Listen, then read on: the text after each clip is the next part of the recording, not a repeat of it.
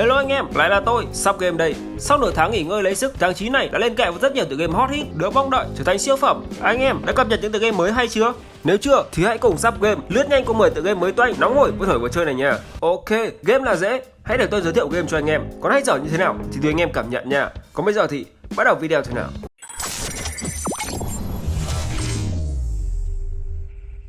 Dragonheart Silent God là một tựa game nhập vai chiến thuật đánh theo lượt lấy bối cảnh thế giới dựa trên board game Dungeons and Dragons do Scratch Studio phát hành.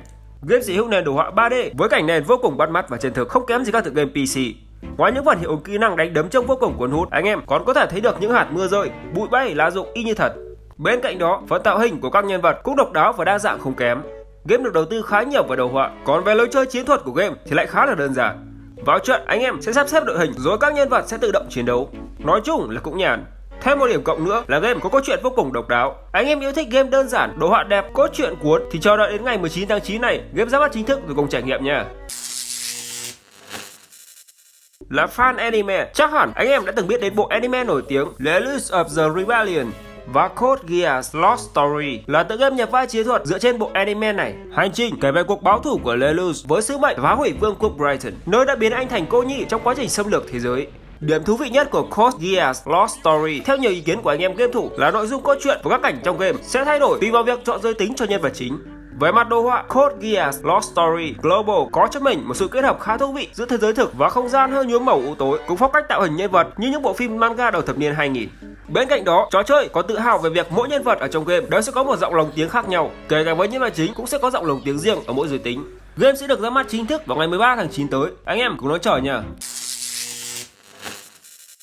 Hay of Light Eclipse là tựa game nhập vai chiến lược kết hợp với yếu tố gacha, sắp được phát hành bởi Come to US Holding Corporation. Đến với game trong vai trò là người thừa kế của ánh sáng, anh em sẽ được đồng hành cùng cô gái nua xinh đẹp đầy mê hoặc và nữ thần Lumila. Game sẽ hữu nền đồ họa 3D và hiệu ứng đẹp mắt đi kèm với tạo hình nhân vật vô cùng độc đáo và đa dạng. Các nhân vật có cho mình tạo hình trong chiến đấu và hình ảnh minh họa phong cách anime, đặc biệt là các nhân vật nữ thì chắc chắn là ngọt hết nước chấm luôn.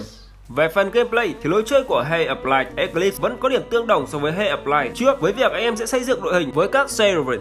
Nhìn chung với nền đồ họa đẹp mắt và một cốt truyện độc đáo đầy lôi cuốn thì game Hay of Light Eclipse sẽ là cái tên rất đáng để mong chờ trong thời gian tới. Game được ấn định sẽ ra mắt chính thức vào ngày 13 tháng 9 tới. Moonlight Sculptor Dark Gamer. Đây là phiên bản mới của tựa game Moonlight Sculptor vừa đóng cửa vào đầu tháng 5 vừa qua. Đây là một tựa game nhập vai trực tuyến có nội dung dựa trên bộ webtoon nổi tiếng cùng tên, được mới đến tại Việt Nam với cái tên Con đường đế vương. Thì ra là Con đường đế vương, một thời làm bao anh em mơ mộng. Được biết là với phiên bản mới lần này sẽ do chính nhà phát triển XL Game đảm nhận phát hành thay vì giao cho Kakao Game như lúc trước. Moonlight Sculptor Dark Gamer Mobile sẽ có nhiều cải tiến và bổ sung mới so với phiên bản trước nhằm đem lại những trải nghiệm hấp dẫn hơn cho người chơi. Game có lối chơi bám sát thể loại nhập vai thường thấy khi anh em sẽ lần lượt thực hiện các nhiệm vụ cốt truyện được giao và nhận điểm kinh nghiệm cũng như trang bị cơ bản. Đồ họa của game không có nhiều thay đổi khi vẫn đi theo hướng 3D chibi đáng yêu, thân thiện với nhiều anh em game thủ mọi lứa tuổi. Hẹn anh em ngày 13 tháng 9 tới cùng trải nghiệm khi game ra mắt chính thức nha. Một cái tên thuộc thể loại Battle Royale phong cách vui nhộn, nội dung tươi sáng đến từ ông lớn NetEase Game và đó là Eggy Party. Eggy Party được đánh giá là chịu nhiều cảm hứng từ các tượng đài game casual đỉnh đám một thời như Fall Guys của nhà phát triển Mediatonic. Lối chơi của game sẽ tập trung mạnh vào các tính tương tác và cạnh tranh của số đông người chơi. Trong suốt cuộc phiêu lưu, anh em sẽ phải vượt qua nhiều thử thách khác nhau và đối đầu với những kẻ thù nguy hiểm. Đương nhiên rồi, game mà dễ quá thì sẽ bị nhàm. Và với Eggy Party, ngoài những pha hủ tho tìm thì bù lại, game sở hữu kho vật dụng, phép bổ trợ rất phong phú, sẽ hỗ trợ tối đa cho việc lật kèo của anh em trong các giai đoạn chạy nước rút hay so kẻ tay đôi với đối thủ khác. Và ngoài lối chơi chạy vượt chướng ngại vật, Eggy Party còn có hàng loạt chế độ chơi khác nhau để rèn luyện sự bình tĩnh cũng như kỹ năng phản xạ. Đó là chưa kể đến công cụ workshop cho phép người chơi tự tay thiết kế các bản đồ, mod riêng theo khả năng sáng tạo của mình. Ái chà, nghe thì thấy khá là ok đấy, ngại gì mà không thử đấy nhỉ. Final Fantasy VII Ever Crisis là tựa game mobile nhập vai gacha dựa trên thương hiệu Final Fantasy VII, một trong những tượng đài của dòng game nhập vai Nhật Bản. Nội dung của game bao gồm toàn bộ dòng thời gian của Final Fantasy VII, cả tên truyện lẫn hậu truyện như Before Crisis, Advent Children, Crisis Forcer và Dirge of Cerberus. Game sở hữu đồ họa full 3D bám sát với các phần game gốc trước đó. Nhìn chung thì từ màu sắc cảnh vật, chuyển động của nhân vật, hiệu ứng đánh đấm đã mắt và chân thực đầy sống động chắc chắn sẽ làm thỏa mãn các fan lâu năm của Final Fantasy VII. Game vẫn sở hữu lối chơi nhập vai turn based quen thuộc, thường thấy trong các sản phẩm của Square Enix khi đề cao tính chiến thuật, sắp xếp đội hình trong giao tranh. Đặc biệt, phiên bản này dường như phá vỡ quy tắc được cho là truyền thống ở trong game đánh theo lượt để tạo nên một giao diện hoàn toàn mới, thay đổi cảm nhận thị giác người chơi rất tốt. Anh em nên chơi thử nha. Tiếp theo là một cái tên cực kỳ hấp dẫn dành cho fan của hội pháp sư, Fairy Tail Field Fight. Fairy Tail Field Fight hay Fairy Tail Fighting là tựa game nhập vai hành động 3D dựa trên bộ anime nổi tiếng cùng tên của tác giả Mashima Hiro. Game sở hữu đồ họa cực kỳ đẹp mắt và sẽ khiến cho những fan Fairy Tail phải phát cuồng. Đồ họa 3D chân thật, đa góc nhìn, có tạo hình bám sát nguyên tắc gốc đến từng mm. Không những thế, game còn có những cảnh chiến đấu hoành tráng, đảm bảo sẽ khiến cho bạn không thể rời mắt khỏi màn hình. Bên cạnh đó, phần hiệu ứng chiến đấu và tương tác vật lý chân thực cũng góp phần tạo ra một trải nghiệm hình ảnh mãn nhãn, mượt mà ngay trên thiết bị di động. Fairy Tail Field Fight có nổi bật nhờ hệ thống chiến đấu độc đáo, mạnh mẽ và không kém phần linh hoạt. Một trong những điểm nhấn của game mobile Fairy Tail Fighting đó chính là chế độ chơi cực kỳ phong phú. Anh em sẽ vào vai các nhân vật chính ở trong Fairy Tail như Natsu, Lucy, Gray, Urza. Là người chơi hệ pháp sư thì sao mà bỏ qua Fairy Tail Field Fight được nhỉ? Blaze Infinity Arena là tựa game chặt chém vui nhộn do Stray Fox Interactive phát hành. Game có đồ họa 3D tạo hình nhân vật vô cùng hài hước với chú chó Chihuahua màu vàng và dàn cua một mắt hưởng phấn.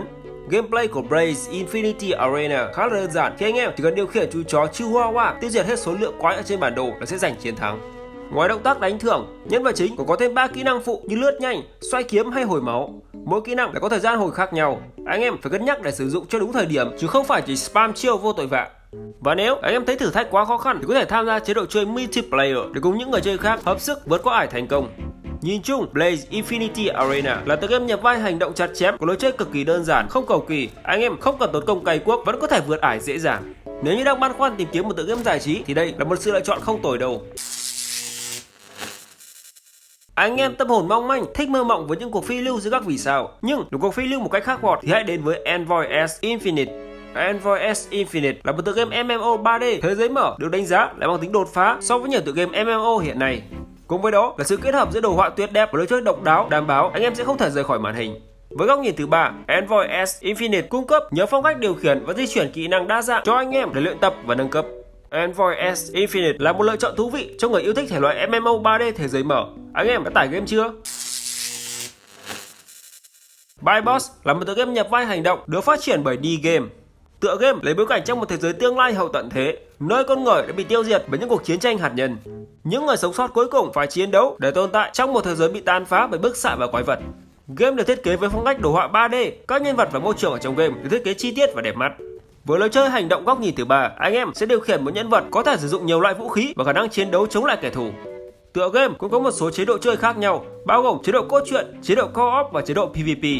Nếu là fan hâm mộ của thể loại game nhập vai hành động thì Byboss chắc chắn là một tựa game nên chơi thử. Và vừa rồi là top 10 tựa game mới sẽ ra mắt các game thủ trong tháng 9 này, đủ thể loại xanh đỏ. Anh em có game nào cày cuốc ok thì review cho anh em khác cùng chơi nha. Video hôm nay đến đây thôi, hẹn gặp lại anh em ở những video sau. Chúc anh em chơi game vui vẻ.